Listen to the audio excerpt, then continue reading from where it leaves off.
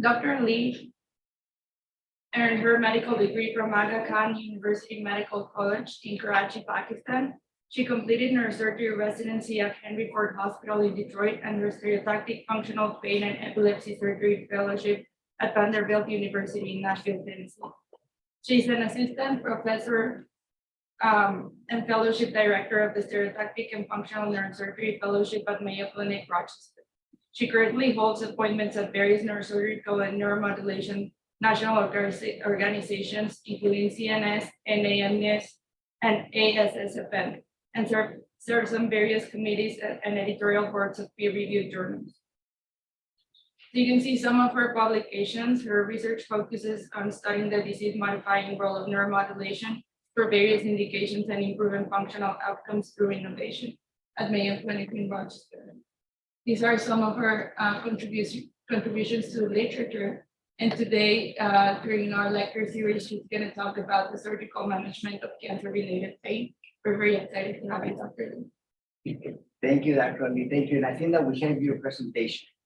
Greg, you want to say a couple of words as we are preparing the PowerPoint for Dr. Lee? Well, I haven't known Dr. Lee very long, but she's obviously very dynamic and brings a whole new component of patient care to Mayo Clinic neurosurgery. And it's my hope that she engages and she will engage in all sites and advances pain management across the institution to distinguish us further. And I think that also is important for people, what we see the faculty, because some of us have also visited as we started the faculty at the other sites. This was actually Fred's vision as a chair enterprise. Remember, he's also not only the dean of our medical school, but he's also the enterprise chair, and this whole exchange between faculty. This is the first one that we have gotten in person after the pandemic started, obviously. And that's what we did at hybrid. We normally have in Key, but we still have issues, with gathering a lot of people and stuff like that. But we're delighted to have you here, Dr. Lee. We're so blessed to have you. Thank you. And hopefully this will spark, as Fred said, his vision of creating bridges between our sites. Absolutely. Thank you so much, Dr. Hugh, Dr. Meyer, for this incredible opportunity. Paula, for the fantastic introduction. It's been great. Even though it's a very short trip, I've had the chance to meet with a lot of residents and fellows, and it's just been a wonderful experience. We had a great time at dinner last night, just learning about all the wonderful work everyone's been doing. And clearly, Dr. Q, your leadership has turned this program into Something really bad. Yeah.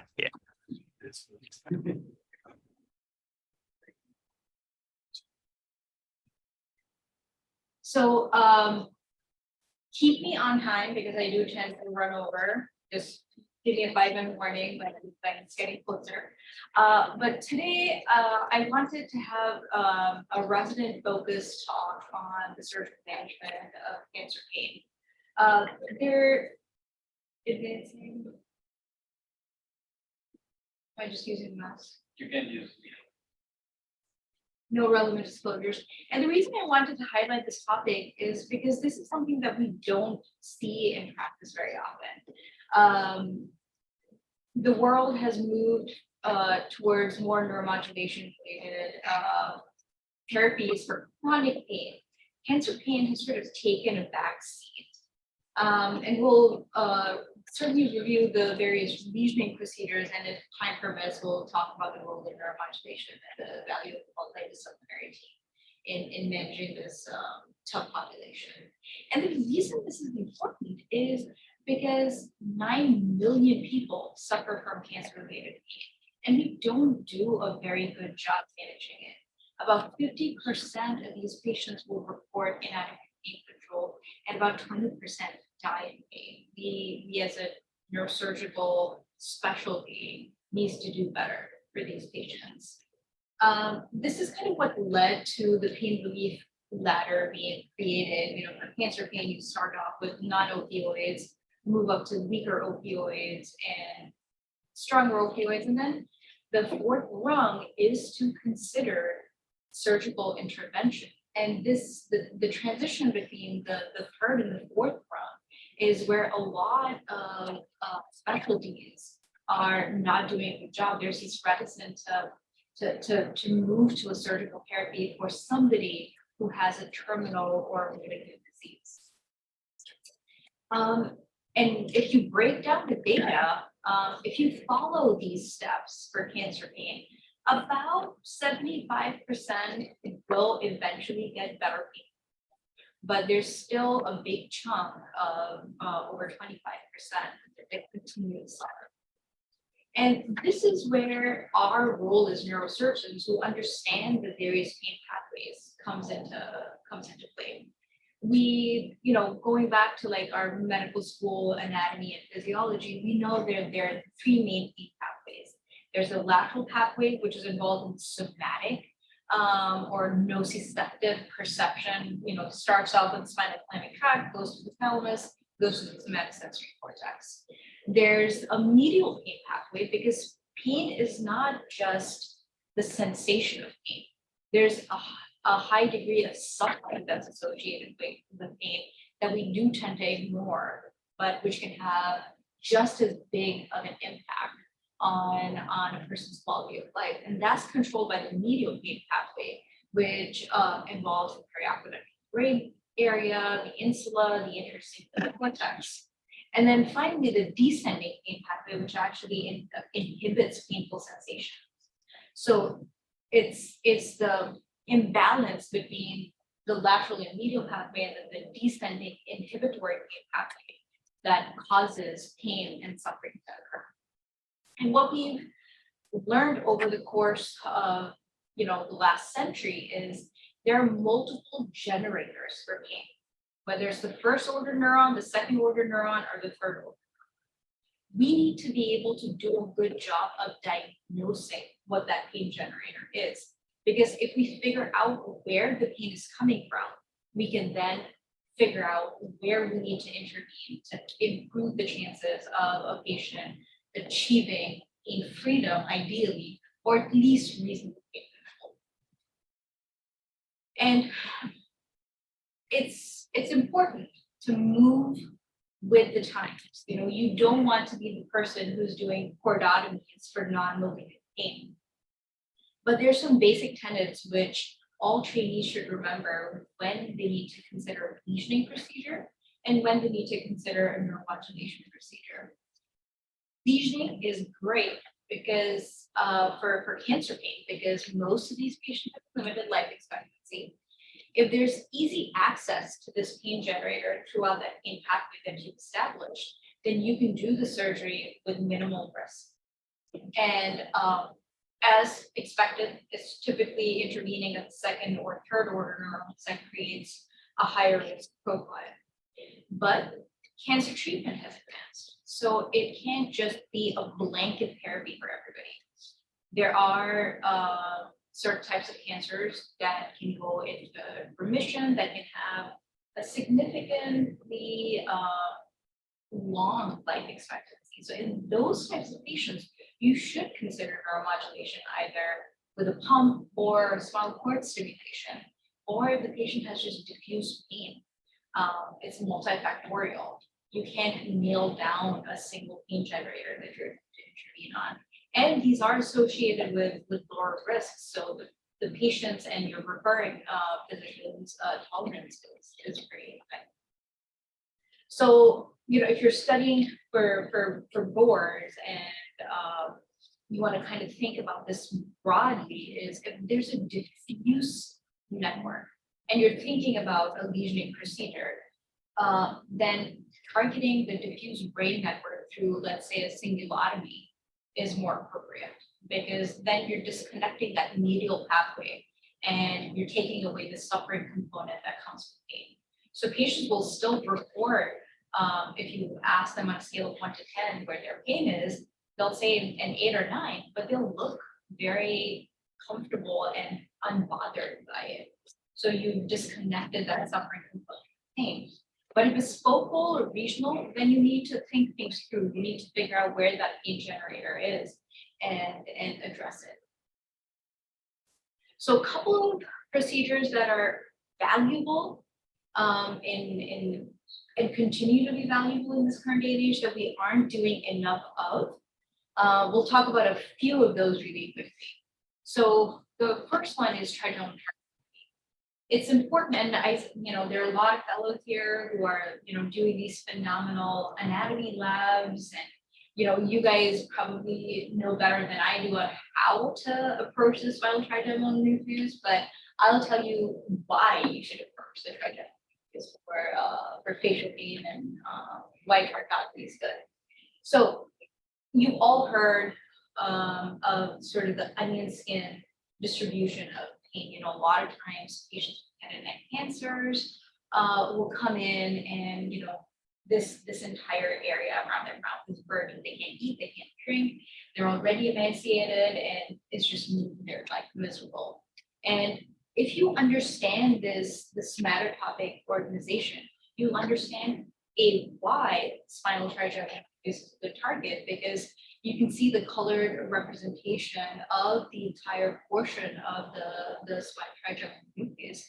Your lesion can be very specific, it can be very precise, thus reducing the side effects. Similarly, if you look at the ventral and dorsal distribution of the different components of the trigeminal nerve, now you know not only where to enter when you're making your lesion, but how deep that lesion needs to be.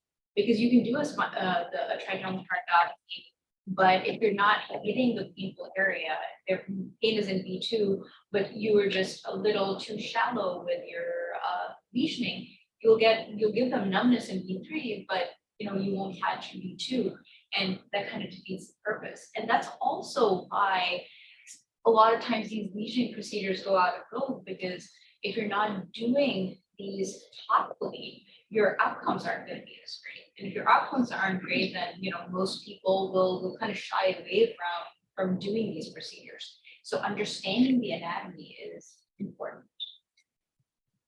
Trigeminal trichotomy was first described in the late 1930s. Here's a pictorial representation of what you're targeting. So you're coming through the surface of the cord at the level of the trigeminal tract and the nucleus, and you're lesioning both. Now, there's a lot of high value real estate close by. So again, if you're not careful and you're not precise and your anatomical knowledge isn't as it's supposed to be, you can go off filter and get proprioceptive issues, cerebellar issues, balance trouble. You go too deep into medial, you can get motor weakness too. So it's very, very important to be knowledgeable of this anatomy and incorporate that into your practice. Various different ways of doing it: open versus CT guided. Always looking for the somatotopic organization. Doing it CT guided can sometimes be painful because these patients, remember, they have face pain and they have to kind of face down in the scanner to do this. Sometimes they can't tolerate it because it's just too painful, in which case you're knocking them out and doing it open for better visualization. The outcomes are good. Again, the series, the number of patients are limited just because the indications are rare, and B, it's the lesioning procedure itself isn't done as commonly.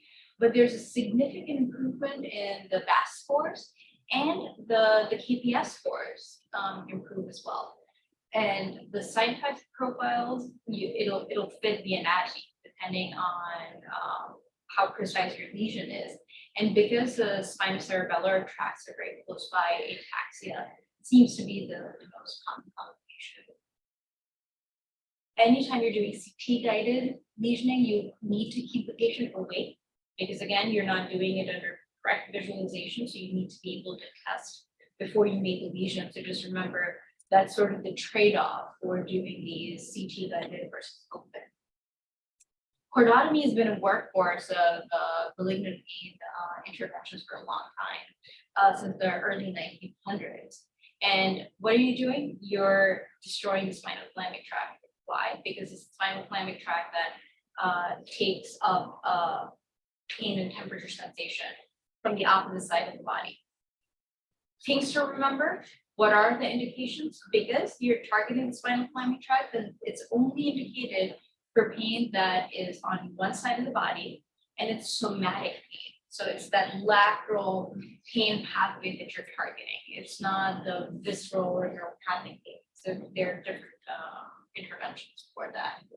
But if anyone has bilateral pain or midline pain or pain above the dermatomal C5, this is not the best idea because I know most of the residents and fellows have probably heard of the Ondine's curse, which is if you lesion the spinal thalamic tract on both sides at C5 or above, you get significant respiratory depression. Why? Because of the spinal cord cross-sectional anatomy in that area. The respiratory control fibers, the reticulospinal and the spinal reticular tracts are very close by. And if the lesion extends to that area, patients can lose their spontaneous drive for respiration. Traditionally, open cordotomies, you do a couple of levels of laminectomies. You take down the dentate ligament. And this is probably, it goes against every grain of what we're taught as residents. We manipulate the cord, we rotate the cord. But the cord is tethered by the ventral nerve root, so it's not like you can just kind of put that on its side. But once you take down these really strong dentate ligaments, and for those of you who've been in the spine lab, these are tough ligaments, you can sort of roll the cord up and access the portion of the spinal cord between the dentate and the ventral nerve root. And technically, you're supposed to extend the lesion beyond the attachment of the ventral nerve root to be able to get a good 5 to 6 millimeter lesion of that area. And there are different custom days that can be used for this. You can use practical. Outcomes, once again, are good. But the thing to remember with lesion procedures, the reason we choose these for patients with limited life expectancy is because these are higher surgical risk, but people with limited life expectancies have a higher tolerance. I mean, what if I can't move my leg? It means my pain is better. I can spend my last several months with my family. Or they regenerate. The pain with most lesioning procedures does tend to come back 6 months to a year. And that's why we need to be very mindful of treating the patient as whole and not just hitting everything with a hammer because we have access to these procedures. So it needs to be a thoughtful process. Ondine's curse is the most common complication. You'll be asked about it on boards until you're like blue in the face. Shows about every board exam that I've seen. Horner syndrome, motor dysfunction, gallbladder issues, dysesthesias. Once again, it's that cross-sectional cord anatomy at that level. And if your lesion is off in a certain direction or too deep or too shallow, you're going to run into these complications. Now, the safety profile has gotten significantly better with percutaneous cordotomies, where the patient's awake. You can insert an RF probe first before you make a lesion. You can stimulate it. If they're feeling tingling in the area of their pain, then you know you're in the right spot. If they're not, or if they're getting motor twitches, for example, then you know you need to change the angle of your needle and where you're entering the cord to be able to prevent that from happening. Because again, some very high quality real estate all around. And if you're not hitting the spinal thalamic tract and you're off, you're going to hurt them. But this is a good way to check if you're doing a good job. So it's done through fluoroscopy, typically in a CT scanner.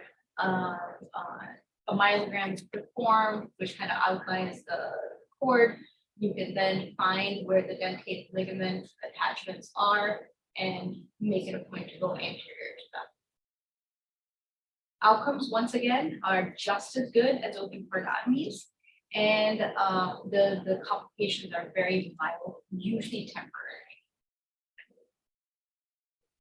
Midline myelotomies. This is a fun surgery because once again, it goes against every grain in your body based on what you've been taught as present. You pull the spinal cord on purpose. Okay, so the purpose that the reason this works is because the visceral pain sensation. Think about the diffuse meds from intra-abdominal meds, peritoneal meds, just diffuse visceral pain. This sensation is carried by these fibers that congregate around the sacral canal. The sacral fibers are closest to the middle, and then as you go higher up in the cord, they spread out. So thoracic fibers are a little bit more lateral. And if you lesion these visceral fibers right in the middle where they're decussating or crossing, you can get relief of this visceral pain. But once again, you need to make the correct diagnosis to figure out who's going to be a candidate. So you're basically going in, you're doing multi-level laminectomies, you identify the nerve root exits, nerve root entry zones on either side. So you can find where midline is. You can use neuromonitoring to clearly identify midline, but usually there's a vein in the middle. You mobilize it, that's where your midline is going to be. And you basically jab a vein in there and keep going until you feel sort of this gritty texture of the anterior commissure. And that's when you know you stop. Also, you have to be more precise. You don't want to go in by more than 45 millimeters. So you can mark your blades, or you can have special custom blades that only go up to a certain depth. Now, again, good outcomes, good results, larger surgery, right? You're doing a few levels of laminectomy, you're kind of mobilizing a vein kind of in a larger segment.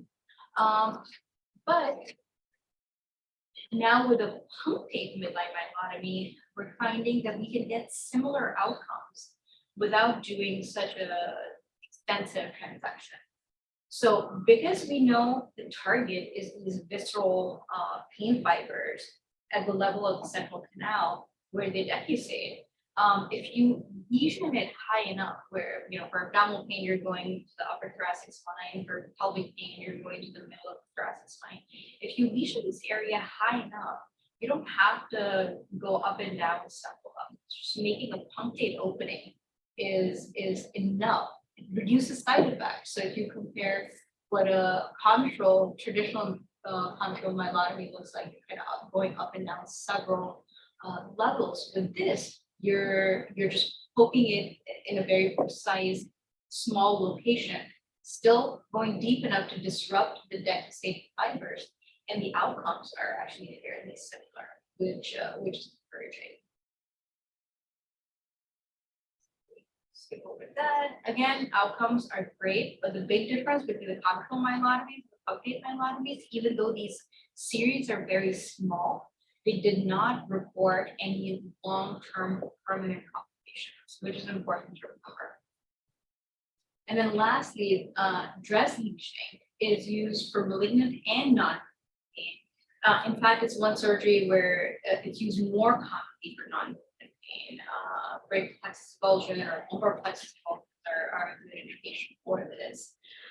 Spinal cord injury is a very good indication for this, particularly in patients who don't have a lot of function left. And the principle is you're basically destroying the various layers of flexed laminae in the dorsal. The dorsal root entry marks the point where the various fibers are entering the dorsal. So you're not injuring the nerve, you're actually injuring the dorsal horn. And these are your flexed laminae 1 through 6 that all of us love learning about at school and where what synapses. But if you remember, pain fibers, so the C fibers that carry pain are typically synapsing in 1 and 2. A beta fibers that carry sensation are then deeper, and then the wide dynamic range neurons are in layer 6. Wide dynamic range neurons, I'll just say like a single thing about them. It's like those of us in the pain world get very, very excited anytime we talk about wide dynamic range neurons because they don't behave like typical neurons, and the response to neuromodulation is very robust, and we find that they actually change stimulation of wide dynamic range neurons actually changes pain pathways. So that kind of is what led to how the debate on how deep this lesion needs to be. You know, the surgical technique is straightforward. You do a laminectomy, you open up your dura, you tent it so you can see the root entry zones, and then there's an almost definable surface that you can then use to lesion. And there's been a lot of debate on how deep the lesion is. Do you just need to do the C fibers? Do you go a little bit deeper and get the A beta fibers, or do you go in all the way and get the wide dynamic range neurons? There's no consensus, but typically a depth of 4 to 5 millimeters is what most centers are doing now. Again, outcomes are promising depending on what the indication is. So kind of highlighting why it's important to choose the right patient for the right therapy. And again, it's high quality real estate. So you have to be very precise with your lesioning. Motor deficits can occur commonly, sensory issues can happen, incontinence can happen, particularly if your lesion is too deep and goes into the area around the center of the canal. Now, the good news is most of these are temporary, but can be permanent. So patient counseling is very necessary. So to summarize, chordotomies work really well for contralateral somatic pain. They have a higher complication rate, but percutaneous therapies are safer. Comtral myelotomies are good for midline somatic and visceral pain, safer than open chordotomies. The punctate have a lower complication profile, indicated strictly for visceral pain. And DRES works really well for ipsilateral pain with moderate risk of neurosurgery complications. How are we doing on time? 10 minutes. 10 minutes? Okay. So quickly, now neuromodulation techniques for malignant pain also have a role. And this comes from the gate control theory, where A beta fibers, which carry sensation, when stimulated, because they're larger, they have more myelin, can overwhelm the smaller unmyelinated C fibers that carry pain sensation. Which is why when we're putting in, let's say, a spinal cord stimulator, we're putting it on top of the dorsal column, because that's where the A beta fibers are running. If you stimulate them enough, they will overwhelm the smaller C fibers. And that's called the gate control theory of pain. Now, our understanding of how this fits into our modern understanding of pain pathways is slowly changing, but the basic principle still remains valid.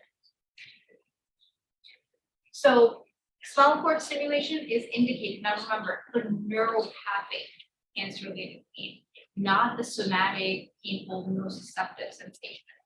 This is, pain from like burning nerve type of pain from chemotherapy-induced neuropathies, pain from radiation-induced neuropathies, so respond really well to it. But remember, spinal cord stimulation for cancer pain is good for neuropathic pain, not the nociceptive somatic pain. And if for any neuromodulation technique, we do a trial and then we do a permanent implant. With the trial, the patient report 50% or more improvements in their painful symptoms. Then we go ahead and we implant that. Surgery is simple, safe. There's several ways of doing it. You can do it with awake monitoring. You can do it asleep with EMG and SCTPs, just to make sure you're in the correct area. And it's an outpatient procedure. You put the leads in, hook them up to an external generator. The patient gets to try it out for about a week. If the trial is successful, they come back in, we hook up the leads to an internal generator, and they get to go home the same day. Complications, once again, as we've gotten better at our jobs, essentially, of handling and implementing partner, have gotten better. CSF leaks, infections, and electrode migration remain the most common complications, but continue to overall decrease in incidence. And it works. Spinal cord stimulation for cancer pain works. The mean VAS score of 7.5 goes down 3 in about a year's time. And the good thing about neuromodulation is the outcomes do tend to get better over time. Whereas with lesioning, you see a drop off in efficacy. With neuromodulation, if they survive long enough, you continue to see an improvement. So if you follow these patients, you compare their post SCS 1-month outcomes to 12-month outcomes, there's continued improvement. Now it's not huge, they go from a 3 to a 2, but for a cancer patient, that's huge. Like dropping one point on the VAS scale is good. That probably is the difference between, you know, them being able to ride a bike and, you know, or go on a hike versus not, which is important. And then lastly, intrathecal drug therapy is once again an excellent neuromodulation option for cancer pain patients who have a longer life expectancy. It's indicated for any type of cancer-related pain that is either localized or diffuse. These guidelines were vague on purpose, so insurance companies wouldn't give us a hard time about it. And they need to have a life expectancy more than 3 months. Otherwise, the economic benefit doesn't exist. Their VAS score should be more than 5, and they should have been tried on some heavy opioids without significant relief or major side effects. And they can have a single or multifaceted pain. So somatic, neuropathic, mixed, all of this actually responds to intrathecal therapy, which is great. Morphine and ziconotide are the 2 FDA-approved medications, but for cancer pain patients, a lot of times people will mix in different combinations of medications to give them adequate relief. The outcomes, when you compare them to continued medical therapy, are great. Pain reduction goes down more, about 50% for the intrathecal drug therapy patient versus continued medical management. Their overall satisfaction scores are higher, and they have less frequent side effects. So when you're on high dose opioids, you get all kinds of side effects, right? Fatigue, pruritus, somnolence, impotence. All of these are less frequent if you switch the opioid to an intrathecal route versus an oral or an IV route. And what was a little bit surprising about the study was the overall survival at 6 months went up. And it's not because, you know, intrathecal drug therapy is curing their cancer. It's because their pain is better controlled. So they're not dying of the associated complications. They're not getting DVTs and Ps because they're able to get up and walk around. They're not getting bad infections from laying on their sores and non-healing ulcers because again, they're able to move around a little bit better. And that not only improves overall survival, but quality of life. And some contraindications of, you know, allergy to drug therapy, the too emaciated where they you can't fit the pump anywhere in their body. It's the 20 or 40 cc pump, so you need to have a little bit of subcutaneous fat to fit it, or a non-coding infection, which is contraindication for most surgical implants. Complications are not that common, but they can occur. So infections, pocket seromas, spinal fluid leaks, catheter malfunction, catheter tip granulomas, again, things that you get tested on more for, and then loss of efficacy and overdose. They are cost effective, so if the patient is going to live to beyond 3 months, there's a cost savings of almost over $3,000 per episode of therapy for patients. And lastly, a multidisciplinary team approach is very, very important. You need to surround yourself with experts who can weigh in and help with decision making. Now, we all know there's a need for this. There's a huge gap in practice, lack of awareness. I mean, even a lot of neurosurgeons don't know who's a good candidate for these types of procedures. And there are various teams who are invested in helping these patients, but they're working in silos. So you need a multidisciplinary team with oncology and palliative care, neuropsych and rehab, and care management, and nurse navigation to be able to figure out not only who's a good candidate, but weigh the risks and benefits, figure out what the ideal surgical target is, whether you should do a lesion or conjugation, can you optimize them surgically so your risk of complication is low, and you need to track your outcomes. You need to know what you're doing and what cancer is the job of it. So in conclusion, cancer pain is grossly undertreated. The decision on what type of procedure needs to be done needs to be made together with a multidisciplinary team. Patient selection is crucial, and overall patient survival plays a very important role in helping determine who's a good candidate or not. Thank you. Hopefully this wasn't information overload. This was meant to be a 60-minute presentation, and then I was like, oh, I only have 30 minutes, so let me work through this. You know, I almost tell people it's much more challenging to give a short presentation. Opposes than a long presentation. And the whole idea is, as I got more senior, I realized that the shorter the presentations, the more questions. It's not about answering questions, it's about formulating questions to our faculty, building bridges with all of them. So I'm going to open it for a few questions, and Fred had to apologize. He had to go and meet one of the deans, obviously. So why don't I open any right here, Dr. Not Mayo. Great presentation. I was gonna ask for software simulators, do you recommend a perm leads or paddle leads, or does it matter for your student? So the practice has shifted to sort of defaulting to perk leads unless you can. So if it's a previously, scarred down area because of prior surgery, et cetera, then trials are typically done with perk leads. And then depending on whether you find during the trial you need, more robust coverage in a certain area, or you're not getting lateral enough, or you're not getting good bilateral coverage, then that might be an indication to switch over to paddle lead so you can really hone down on the area that you're focusing on.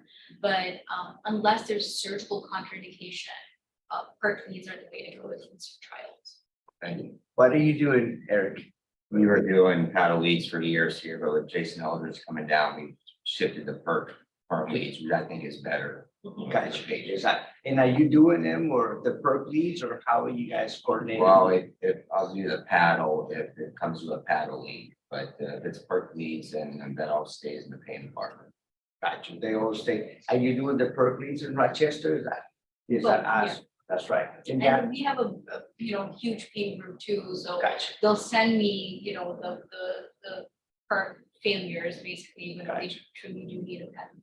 But yeah, we're doing. Beautiful. And I see a question right next, Dr. Fox. Yeah, great talk. Really enjoyed it. Hadn't thought about a lot of that. since The anatomy is residency, fascinating. Yeah. honestly, but really interesting and happy to have you as part of our practice. This is a more practical question. When we see a patient who, there's nothing that we can offer from sort of a traditional neurosurgery perspective. What's I don't want to promise anything to patients if it doesn't work logistically, but I'm thinking of one particular patient who has sarcoma mets to L3, and I took care of that, and that was a year ago. Now he has mets in his pelvis, and he's kind of getting passed around. What's the best way? Is that someone that we can set up a virtual visit, since even though he's out of state, he's already an established Mayo patient?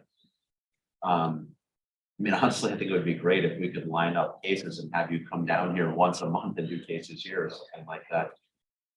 Just because we have these patients and we don't have a great option. So how do you kind of foresee that working? So I'm in the process of getting licensed in Arizona and Florida. So the best thing to do, it should happen in the next several weeks, would be, like you said, set up a virtual visit so we can kind of talk over and determine if they're a candidate for something or anything.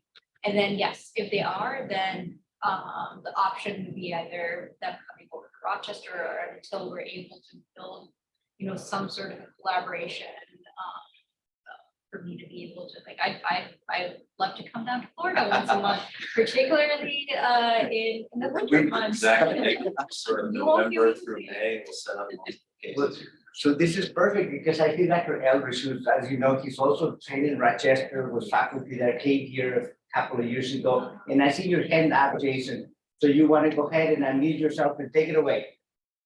Yeah, thank you. So outstanding presentation, and really have a lot of fundamental knowledge on some of these lesioning techniques that I think are pretty unique because they aren't as common and really can help patients without other solutions. So thank you for that. My question is related to intrathecal pumps. So, I mean, as you already mentioned, I mean, it can be a very valuable tool for some of our patients.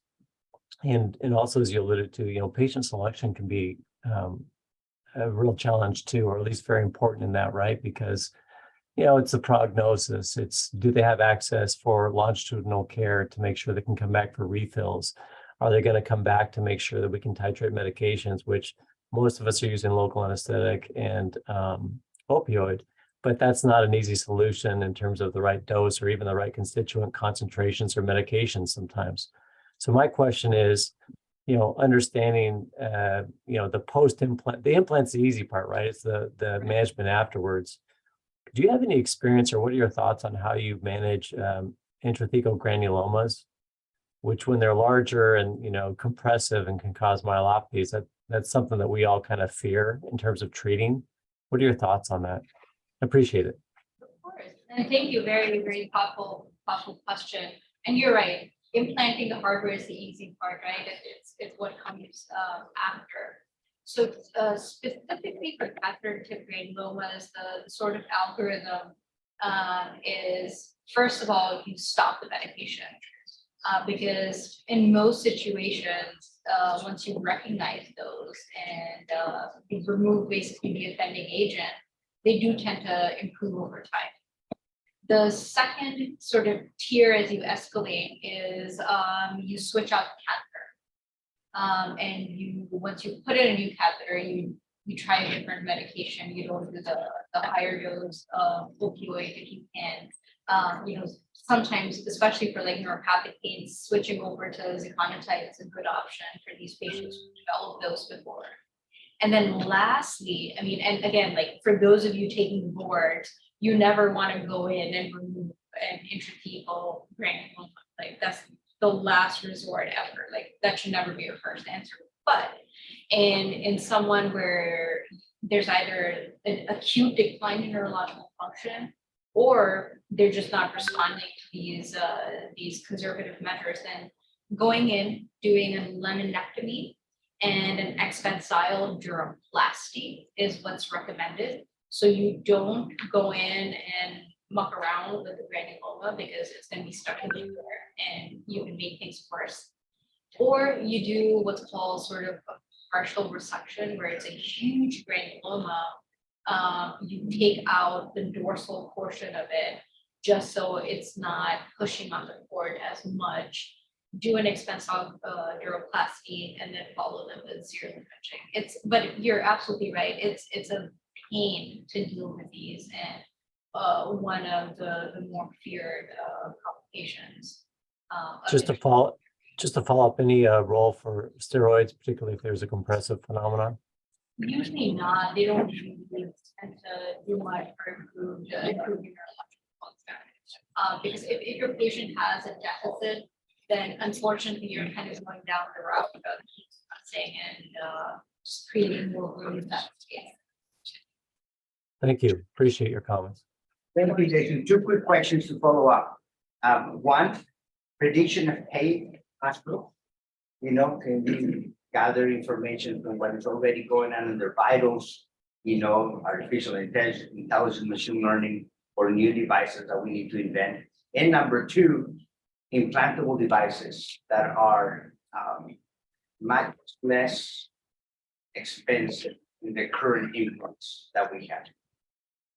Excellent question. So to address the first one, there is work being done in Rochester by our headache specialists who sort of have a dual appointment in pain and neurology on using wearable technology to determine response to medications and how the patients are doing day to day, and using an AI algorithm to predict quote unquote good days and bad days because headache patients can have so much variability.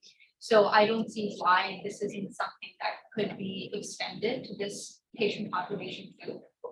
Particularly if they're inpatient, because a lot of these patients who are in terrible pain do end up having a lot of inpatient visits, and we have, you know, so many ways of monitoring them, particularly vitals and other biometrics. And then cheaper implant devices. So, you know, I was born and raised in Pakistan, which is a third world country where therapies like these are unheard of, right? Like people would have to buy this off, like The on shelf. cash, off the shelf to be able to get it implanted. So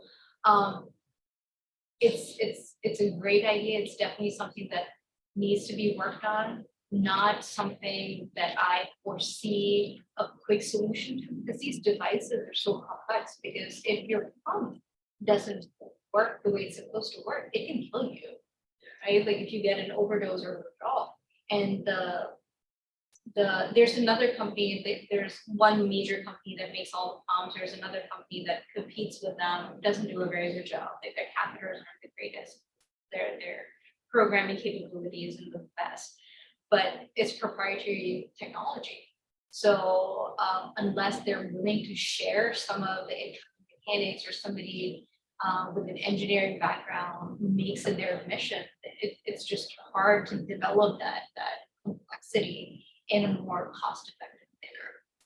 I'm just thinking for the fellow side of it, you know, wearable, implantable, low profile. I look at Diogo, who's working with Jennifer Blindstein out of ASU, where we're doing some implantable devices, you know, low profile. The engineering, the technology is just the understanding, linking it back to the pathology and understanding the pathophysiology of pain, and finding out, can you predict in which area do you need a 1 or 2 centimeter stimulation in the spinal cord, because the technology is already there to have low profile implantable things actually.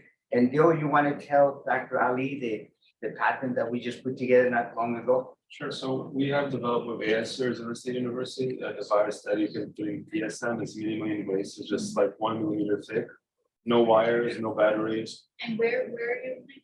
So we developed it for brain, but the great advantage of it is that we placed it in a dural substitute embedment. So for instance, in the spine, you could place it right on top of the dura, and it could stimulate within a 1-2 centimeter range. We can even make it bigger or larger. And ours is actually flexible, so you could even cover the cord or wrap it around the cord. So you could place it right on top of the dorsal column, for instance, and stimulate it. And ours can also record. So that was the big advantage of it, because we were looking at epilepsy, you know, tumor in the brain, but it's an opportunity to also do it in the spine. So you still need an antenna to be able to translate it, you know, but it's not implantable in the sense that you don't need to have a big battery charger. The antenna gets energy from an outside source, you know what I mean? So you don't need to change anything, but you need to get some sort of energy. But it's the understanding of the pathophysiology, I think that is going to be the future. No, that's great work. There's a company that's made a closed loop spinal cord stimulator system where it records keycaps and then adjusts stimulation based on that data, you know, similar to like the RMS system for epilepsy, et cetera. But again, it requires an implantable generator that comes with its own set of complications. So if there's a way to make it. Yeah, the great advantage of ours is the like Rick was mentioned, the antenna could be a wearable. You could wear it on like a watch or like when you're floating. It's a radio frequency, so as long as like 10 to 16 centimeters away, it doesn't have to be in. That's right. So Awesome work, anyway, congratulations. but I do want to encourage you, us, and I also, I know you're going to be meeting with JP also later, because there's a lot of knowledge that we need to gain, further knowledge that we need to gain about anatomy of the spine. And I don't know, you know, we do have a lot, they're going to talk to you today. We're going to have several meetings, but thank you, Dr. Ali. I think that with the fellows and the residents, you want to come up and they have something that they prepared for you. And I want to snap a picture of all of you guys with the residents and the fellow that maybe we have all the presenters. This is our chief resident, actually, you know. And then Paola, we have all of the black, and then Paola the other, you know. And get closer, guys. Get closer to Dr. Ali. We're all friends. Yeah, they've all seen the pictures from last night. That's right. That's right. Coming in. Coming in. There you go. Get a little bit closer. I almost have everybody. JP. JP, get a little bit closer. You only Dr. Q stand up on the table. I like it. I like it. I think I have everybody. Beautiful picture. JP, get a little bit closer. Is there a little bit outside? There you go. Perfect. 1, 2, 3, 1, 2, 3. And then I'm gonna do one more like this. Like this. There you go. Thank you. Sorry that everybody, you see everybody going to the bar. Thank you. You have a few more minutes? Thank you. I think we're done. Let's go. I'll walk with you. We'll take